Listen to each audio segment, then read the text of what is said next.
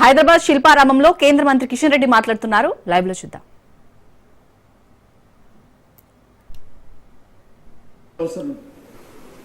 ఇతర దేశాలలో మన యొక్క చేనేతకు సంబంధించినటువంటి క్లాత్ కానీ మన యొక్క దేశవాళికి సంబంధించినటువంటి ఫ్యాషన్ సంబంధించినటువంటి వస్తువులు కానీ విస్తృతంగా ప్రచారం చేసినట్లయితే ప్రపంచంలో మనము అగ్రగామిగా ఈ యొక్క హ్యాండ్లూమ్ సెక్టార్లో మనకు ఆదరణ లభించేటువంటి అవకాశం ఉంది. దాన్ని పూర్తి స్థాయిలో మనం సద్వినియోగం చేసుకోవాల్సినటువంటి అవసరం ఉంది. ఈ రకంగా ఈరోజు మనం దేశ జీడిపి చూసినట్లయితే 2.3% ఉంది.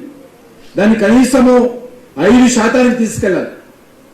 ఈ యొక్క చేనేత రంగము మన దేశ జీడిపిలో 5% వెళ్తే చాలా పెద్ద ఎత్తున ఉపాధి అవకాశాలు కానీ ఏదైతే సమస్యలున్నాయో సమస్యల పరిష్కారం కానీ దోహదపడుతుందనే విషయాన్ని ఈ సందర్భంగా మనం చేస్తున్నాను. మనం ఏదైతే ఇండస్ట్రియల్ గూడ్స్ కావచ్చు అవన్నీ ఎక్స్పోర్ట్ ఏవైతే చేస్తూ ఉన్నాము, ఒకవేళ అవన్నీ కూడా మనం లెక్కించి చూసినట్లయితే మన ఎక్స్పోర్ట్ ఇండస్ట్రియల్ పారిశ్రామిక ఉత్పత్తుల ఎగుమతుల్లో 13% మన యొక్క టెక్స్టైల్ రంగం నుంచి మనము షేర్ తీసుకుంటున్నాం. ఆ రకంగా ఇండియా నుంచి ఎగుమతి అవుతున్నటువంటి ఉత్పత్తుల్లో 13% మన యొక్క చేనేత రంగం నుంచే వస్తుందనే విషయాన్ని ఈ సందర్భంగా మనం చేస్తున్నాను. ముఖ్యంగా ఈరోజు మనము ప్రపంచంలో one of the biggest exporter మన చేనేత రంగం సంబంధించినటువంటి టెక్స్టైల్ రంగానికి సంబంధించినటువంటి మనం ప్రయత్నం చేస్తా ఉన్నాం. ఇంకా పెంచాల్సినటువంటి అవసరం ఉంది. ప్రపంచంలో మన దేశంలో చూసినట్లయితే జనాభా ఎక్కువ. ప్రపంచంలో మన దేశాన్ని చూసినట్లయితే చేనేత రంగం మీద ఆధారపడి జీవనం కొనసాగిస్తున్నటువంటి చేనేత కుటుంబాల సంఖ్య ఎక్కువ. ప్రపంచంలో మన దేశాన్ని చూసినట్లయితే అద్భుతమైనటువంటి టాలెంట్ మన దేశంలో ఉన్నటువంటి చేనేత కార్మికులకు ఉన్నది. అద్భుతమైనటువంటి చేనేత దుస్తులు మన దేశంలో తయారవుతాయి. అద్భుతమైనటువంటి సాంప్రదాయం ప్రపంచాన్ని ఆకట్టుకునేటువంటి అద్భుతమైనటువంటి సాంప్రదాయ దుస్తులు మన దేశంలో వస్తాయి. కాబట్టి తప్పకుండా మనము రానున్న రోజుల్లో దేశ జీడిపిలో 5% పెంచడం కోసం ఏదైతే ప్రధానమంత్రి గారు లక్ష్యంగా పెట్టుకున్నారో దానికి ప్రతి చేనేత కార్మికుడు కూడా పట్టుదలతో భాగస్వాములు కావాల్సినటువంటి అవసరం ఉందనే విషయాన్ని ఈ సందర్భంగా మనం చేస్తున్నాం. ఈరోజు మనము 3 లక్షల కోట్ల విలువైనటువంటి చేనేత వస్తువులను ఎగుమతి చేస్తా ఉన్నాం. దాన్ని 2030 వచ్చే 4 సంవత్సరాల తర్వాత వచ్చే 5 సంవత్సరాల్లో దాన్ని డబల్ చేయడమా? ప్రధానమంత్రి గారి లక్ష్యము సుమారు వారు చెప్పినట్టు 10 లక్షల కోట్లకు మనం ఎగుమతులు పెంచే విధంగా మన యొక్క కార్యాచరణ ప్రణాళిక ఉండాల్సినటువంటి అవసరం ఉంది. తప్పకుండా ఇంతకుముందు మన యొక్క మరి అంజయ్ గారు చెప్పారు.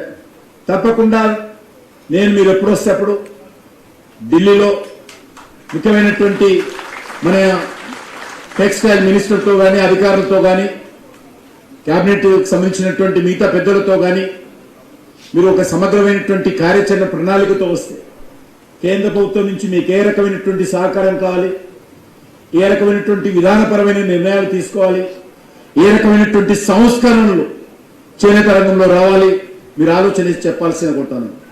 ప్రధానమంత్రి గారు ఇటీవల లాస్ట్ క్యాబినెట్ లో చెప్పాడు, వచ్చేటువంటి ఈ 2-3 నెలలు అనేక రకాల సంస్కరణలు తీసుకురావాల్సినటువంటి అవసరం ఉంది. ఈజీగా డూయింగ్ బిజినెస్ కావచ్చు, లేకపోతే అడ్మినిస్ట్రేషన్ లో మార్పులు కానీ అన్ని రంగాలలో రావాల్సినటువంటి అవసరం ఉంది. ఈరోజు మనం చూస్తా ఉన్నాం. ఇంకా మన వాళ్ళు ఇతర దేశాలకు వెళ్ళినప్పుడు అక్కడ ఇతర దేశాలకు సంబంధించినటువంటి అనేక రకాల వస్తువులు కొనుగోలు చేస్తారు. వాళ్ళకి తెలియదు చాలా వస్తువులు ఇక్కడి నుంచి వెళ్ళి అమెరికాలో ఉంటే అమెరికాలో కొనుక్కు మళ్ళీ ఇండియా తెచ్చుకుంటున్నారు. కాబట్టి రానున్న రోజుల్లో మన స్వదేశీ వస్తువులను పెంచాల్సినటువంటి అవసరం ఉంది. స్వదేశీ దుస్తులను ప్రోత్సహించాల్సినటువంటి అవసరం ఉంది. అదేవిధంగా మనం వాడేటువంటి ఏ వస్తువైనా సరే made in India, make in India, ఈ రెండు కాన్సెప్ట్లతో మనం ముందుకెళ్ళాలి. ఈరోజు ఆ దిశలో రానున్న రోజుల్లో ప్రతి ఒక్క వ్యక్తి, చదువుకున్నటువంటి ప్రతి వ్యక్తి కూడా ఈ దిశలో ఆలోచన చేయాలి. ఆ రకంగా గ్రామీణ ప్రాంతాలకు సంబంధించి స్వదేశీ పరిజ్ఞానంతో ఉన్నటువంటి టెక్నాలజీ తోటి, స్వదేశీ మరి రా మెటీరియల్తో తయారు చేసినటువంటి వస్తువులను మనం వాడడమే కాకుండా ప్రపంచంలో ఎక్కడ వెళ్ళినా కూడా అవి కనిపించే విధంగా కార్యాచరణ ఉండాలి. మనం ఈ మధ్యలో అనుకుంటున్నాం, చాలా మంది మన విద్యార్థులు అమెరికాకి వెళ్తుంటారు చదువుకోవడం కోసం. అమెరికాలో ఈరోజు వెళ్లాల్సినటువంటి అవసరం లేదు. అమెరికాలో తలదన్న విధంగా మన హైదరాబాద్ నగరంలో కావచ్చు, బాంబేలో కావచ్చు, ఈరోజు దేశంలోనే మంచి ఎడ్యుకేషన్ మనం ఇవ్వాల్సినటువంటి అవసరం.